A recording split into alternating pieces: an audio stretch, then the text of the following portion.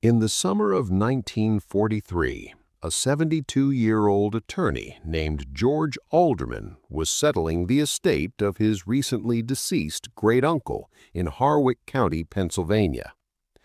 The old man had died without heirs, and the property, a collapsing farmhouse on a rutted county road outside the town of Keswick Falls, had sat untouched for years. The task was routine. The house was not.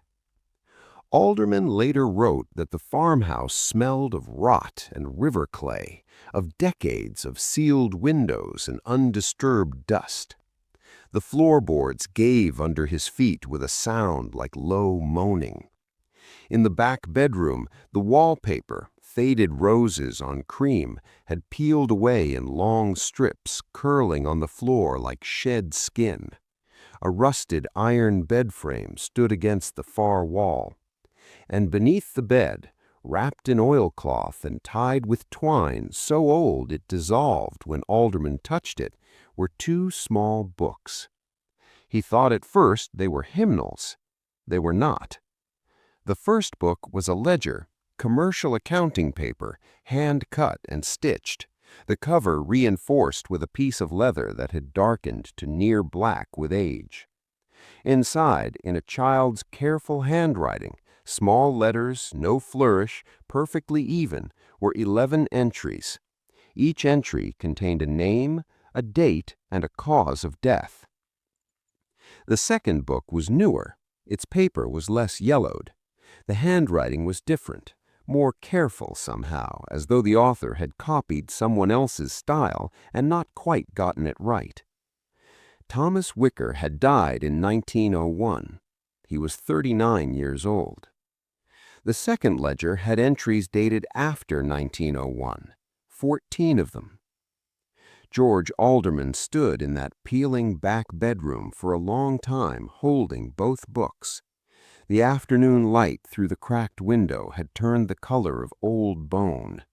Outside, a crow called once from the fence line and went silent. He did not return to clear the house that day. This channel explores the cases history tried to bury, sealed, suppressed, and locked behind institutional silence for generations. Before we go further into what Thomas Wicker recorded in that ledger, hit subscribe. We release one deep investigation every week. Next week, we're going into a case from West Virginia, 1883. A frontier doctor who arrived at a remote homestead and found something that ended his medical career in a single afternoon. That investigation is complete. The question is whether you'll be here when we release it. Drop a comment. What state are you from? Because what happened in Pennsylvania might be closer to your home than you think.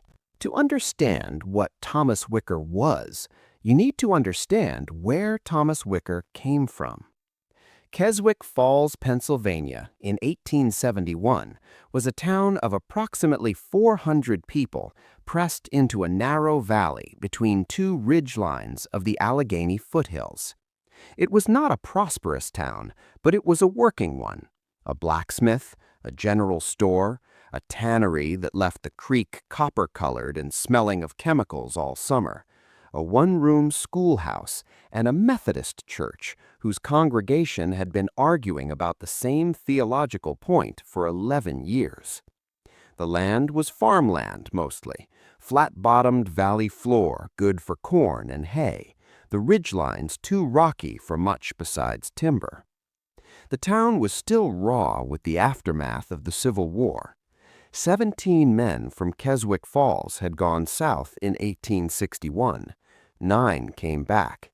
The town carried that arithmetic quietly, the way people carry things they don't have words for. In the set of the jaw, in the way conversations stopped when certain names were mentioned, in the shadows behind the eyes of men who smiled easily enough in daylight but woke screaming in the dark.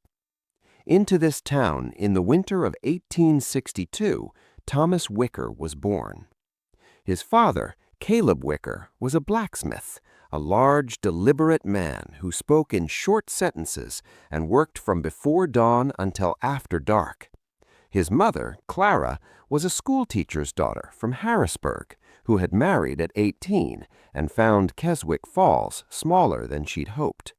She was described by those who remembered her as a quiet woman, kind in a careful way, with precise handwriting and a talent for needlepoint that produced work almost too regular to look natural. Thomas was their only surviving child. A first child, a girl, had died in infancy the winter before. This mattered to the town in the way infant deaths mattered then: expected, mourned, filed away. Clara Wicker, by several accounts, mourned longer than was considered practical. Thomas was by early accounts a normal child. He spoke his first words on schedule. He walked. He played. A neighbor, an elderly woman named Mrs. Hanratty, would later tell the county physician, the man who investigated Thomas's case, that the boy had been, as an infant, sweet-tempered and observant, that he seemed to watch things carefully, that he could sit still for long periods in a way that was not quite like other children sit still. She had meant it as a compliment. The ledger existed, by all evidence, from approximately the spring of 1871, when Thomas Wicker was 9 years old. The first entry read, "Grandmother Hazel, March 14, falls from the porch step, head." Thomas's maternal grandmother, Hazel Britton, lived in a house 2 streets over. She was 64 years old and in reasonable health. She visited on Sundays. By every account, there was nothing wrong with her. On March 14, 1871, a Tuesday, mid-morning, Hazel Britton stepped from her front porch onto the icy path below, missed the second step, and fell. She struck her head on the iron boot scraper mounted beside the door. She died 3 hours later without regaining consciousness.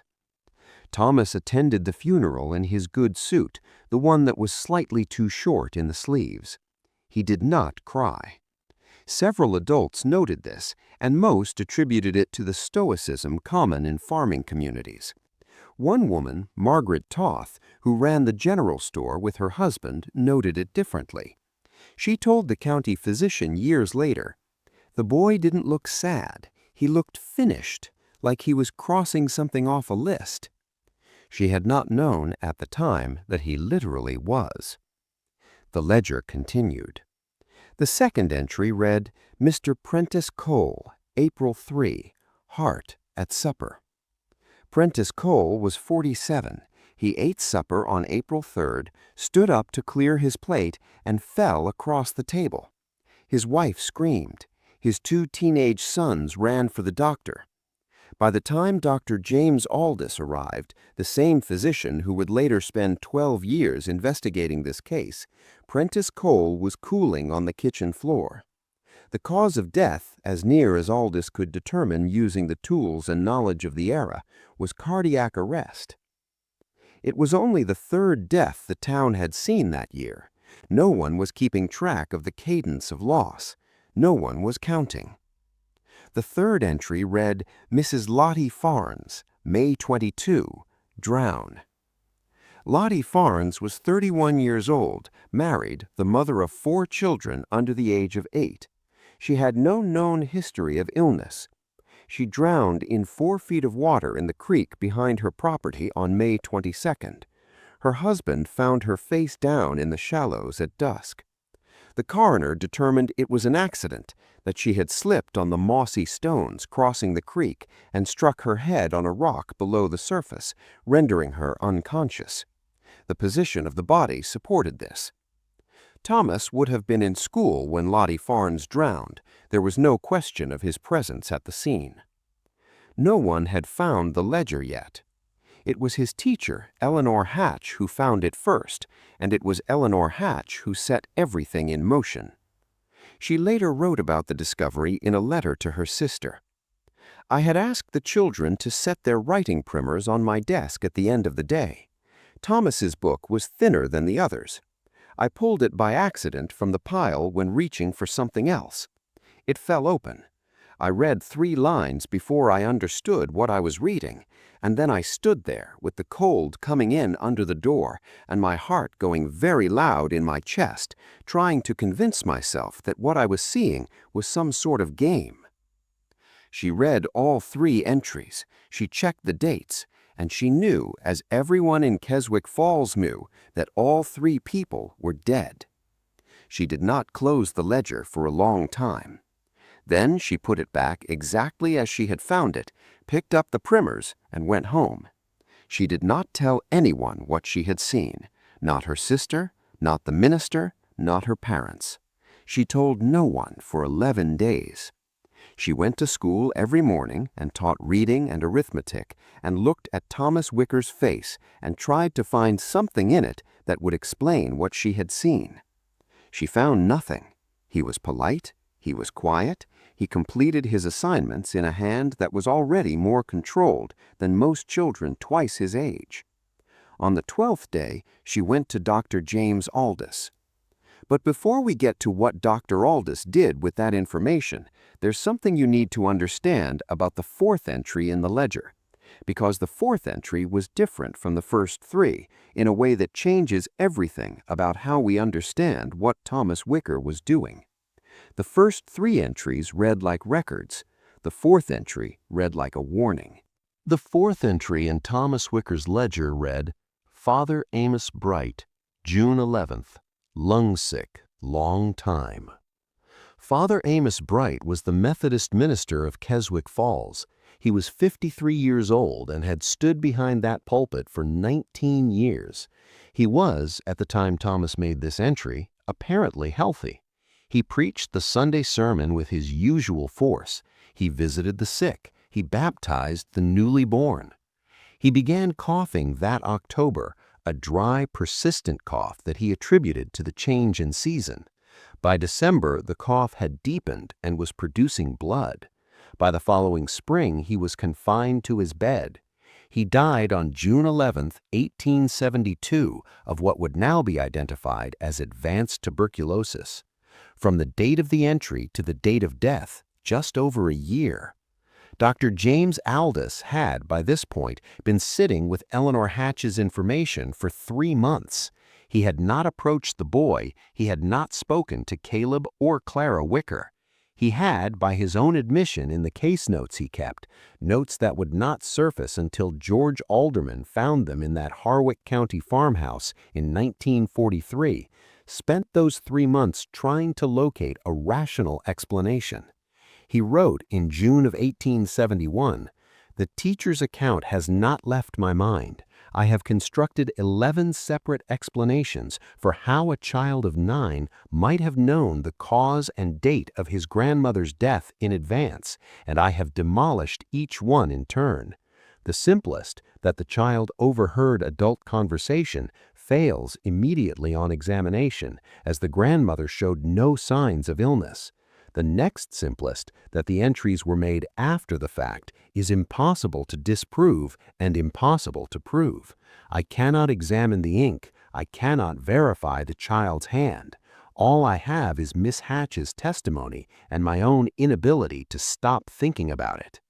He was a careful man. He was a trained scientist in the manner of his era. He did not believe in prophecy.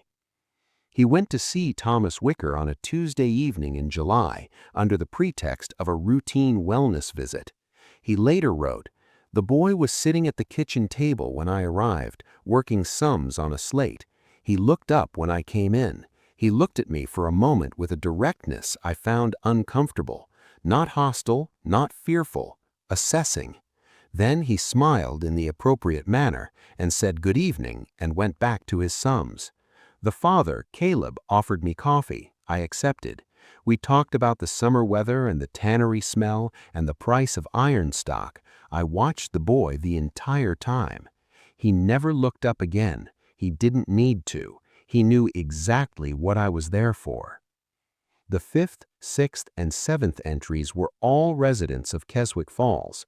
A farmer named Obadiah Reese, crush injury, September. A young woman named Annie Corby, 19 years old, fever and shaking, January. A retired soldier named Herman Bast, his old wound opens, March. All three died on the dates and in the manner recorded. The town had not yet begun to notice. In a community of 400 people, 3 or 4 deaths across the span of a year was within the expected range. Each death had a proximate, explicable cause. No one was connecting them. No one but James Aldous and Eleanor Hatch. And then came the 8th entry. Sheriff Robert Pell, August 7th, gun, his own. Sheriff Robert Pell was the county sheriff. He was 44 years old, described by multiple accounts as a steady, cheerful man who had served the county without notable incident for 6 years. There was no history, known or suspected, of instability. He was well liked. He had a wife and 3 daughters. Thomas had written this entry in February. The entry bore no indication of uncertainty, no hedging, no perhaps, just the name, the date, and the cause. On August 7th, Robert Pell walked into the field behind his property, sat down beneath a stand of oak trees, and died by his own hand. His wife found him at dusk, the grass damp with evening, the smell of gunpowder already dispersing on the air. The town was stunned. It was the kind of death that a small community cannot absorb cleanly. It leaves questions with no acceptable answers, silence where there should be explanation. Dr. Aldous heard about it the next morning. He drove to the sheriff's house to pay respects. On the way home, he stopped on the county road and sat in his wagon for a long time. The August heat pressed down on the valley. The corn on either side of the road stood motionless. He drove to the Wicker house. Clara Wicker answered the door. Caleb was at the smithy. Thomas was again at the kitchen table. Aldous asked if he might speak to the boy alone for a moment. Clara hesitated. She looked at Aldous' face, and whatever she saw there made her step back and let him in. He sat across from Thomas. The kitchen smelled of wood smoke and lye soap. A fly buzzed against the window glass. Neither of them spoke for a moment. Then Aldous said, "Thomas, I know about your book." The boy looked at him. He did not flinch. He did not blanch. He folded his hands on the table in front of him and looked at the doctor with that same assessing directness Aldous had noted the first time. All right. Just those 2 words, nothing else. Aldous asked how he knew. Thomas said nothing. He asked whether the boy had seen the deaths happen in advance, in a dream, in a vision, in some other way. Thomas was quiet for a long time. Then he said, "I don't see them, I just know." Aldous asked how he knew. Thomas thought about it. Then he said, with the careful consideration of someone choosing words precisely, "The same way you know what day it is." The medical records describe what followed in clinical language. They talk about observation periods, behavioral assessments, physiological examination, but none of that captures what it was like to be James Aldous, sitting in that kitchen on a summer afternoon in July 1872, looking at a 10-year-old boy who had just described direct knowledge of death with the same tone he might use to describe knowing the color of the sky. Dr. James Aldous returned to the Wicker house 14 times over the next 8 months. He conducted what passed for a systematic investigation in Harwick County, Pennsylvania in 1872. He interviewed everyone who had known the deceased, looking for patterns of contact with Thomas. He reviewed what death records existed in the county. He consulted by letter with a colleague at the Philadelphia College of Medicine, describing the case without naming the child, asking about documented instances of preternatural foreknowledge in the medical literature. His colleague wrote back with 2 references, both European, both from the previous century, both dismissed by mainstream science, and a personal note that read, "If I were you, James, I would look very hard for a simpler explanation." He was looking. He couldn't find one. The 9th entry read, "Baby Marsh, born dead, October." Sarah Marsh was 7 months pregnant when Thomas wrote this entry in August. She was a healthy young woman of 22, first pregnancy, no complications. In October, she delivered a stillborn son. The midwife reported no apparent cause for the death. Thomas had not known Sarah Marsh by any evidence. She had moved to Keswick Falls from out of county the previous spring after her marriage. By all accounts, Thomas had never spoken to her. The 10th entry, Old Mr. Garrity, December 3rd, cold. 81-year-old Cornelius Garrity, the oldest resident of Keswick Falls, died of exposure on December 3rd. He had wandered from his daughter's house in the night, a behavior, it emerged, that he had shown before when the cold came on, when his mind went sideways into some older season. He was found at dawn in a ditch at the edge of town, frost on his coat, his expression peaceful. He was, his daughter said, smiling when they found him. The entry for Garrity was the only entry that had a secondary notation. Below the cause of death, in the same careful hand, Thomas had written 3 additional words, "He is ready." Aldous stared at those 3 words for a long time. Then came the 11th entry. Mother, February 14th, heart. Thomas had written his mother's name, not Mrs. Wicker, not Clara, but Mother, the only entry in the ledger that used a personal rather than formal identifier. It was also the only entry that Aldous discovered before the recorded death. He found it in November 1872. The entry was dated February 14th, 1873. He went to the Wicker house immediately. He asked to speak with Caleb alone. He told him as carefully and plainly as he could what he had found. He told him about the other entries. He showed him his notes. He watched Caleb Wicker's face go through something that looked, in sequence, like confusion, disbelief, cold fury, and then something that had no clean name, a kind of structural collapse, the way a barn looks just before it falls. Caleb said nothing for a long time. Then he stood up and went into the house. Aldous sat outside in the cold for 20 minutes. He could hear voices inside, Caleb's low and deliberate, Hara's higher and increasingly distressed. He could not make out the words.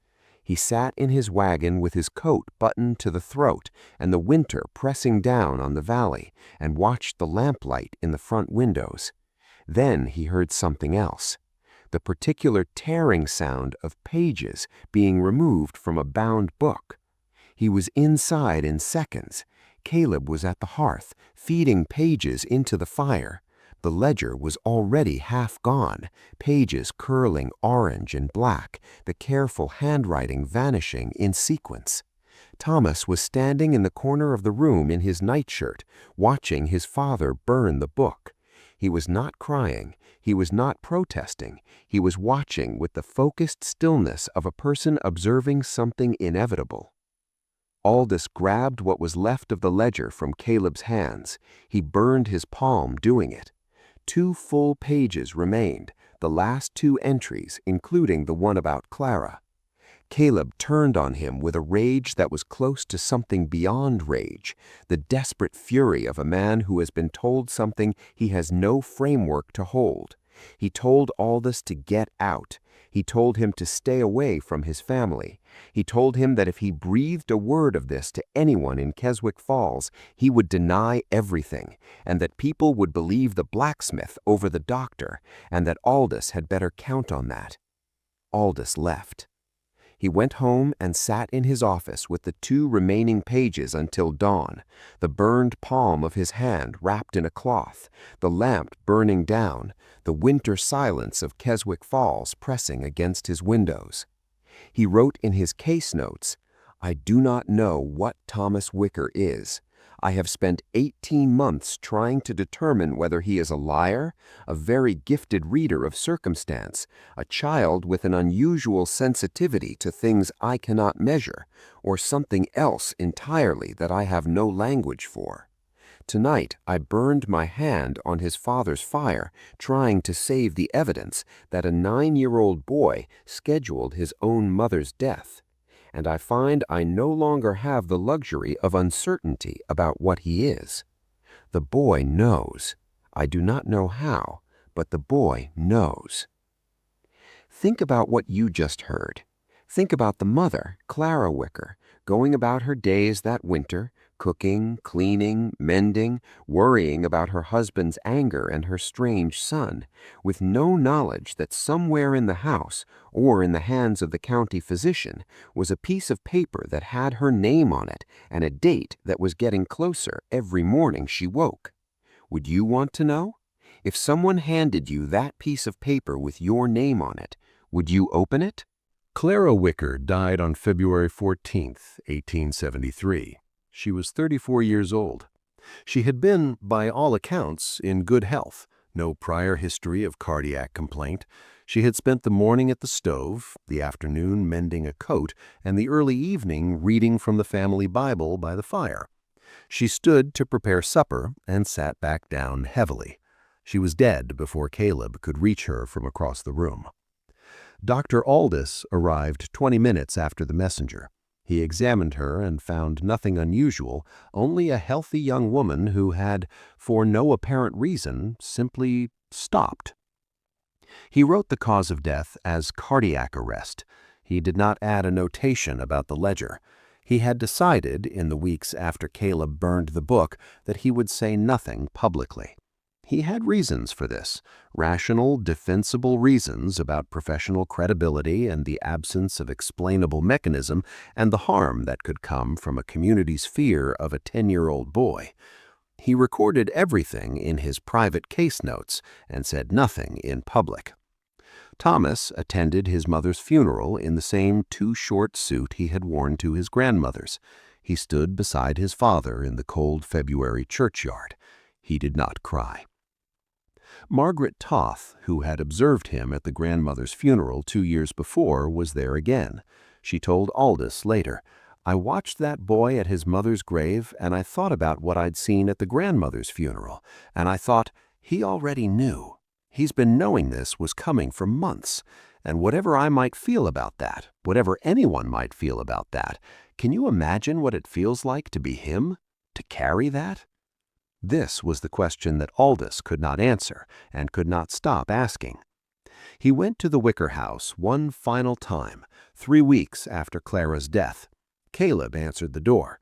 He looked hollowed out, not simply grieving, but stripped of something structural, as though the anger that had kept him organized had burned away with the ledger pages, leaving nothing beneath it. He let Aldis in. Thomas was at the kitchen table. He looked up when Aldis entered. There was a book open in front of him, but it was not a writing book. It was a reading book, one of the school primers. He closed it when Aldis sat down. Aldis asked him directly, "Do you know other things? Things beyond what was in the ledger?" Thomas considered this in his careful way. Then he said, "Yes." "Do you know things about yourself?" A pause. "Yes." Aldis asked what he knew. Thomas looked out the window. The late winter light came through the glass at a flat angle, laying a pale rectangle across the table between them. The kitchen smelled of cold ash and something slightly sweet, a pie that had been baked and not finished. The kind of detail that stays with you afterward, that your memory pins the whole scene to. Thomas said, "I know that I won't write them down."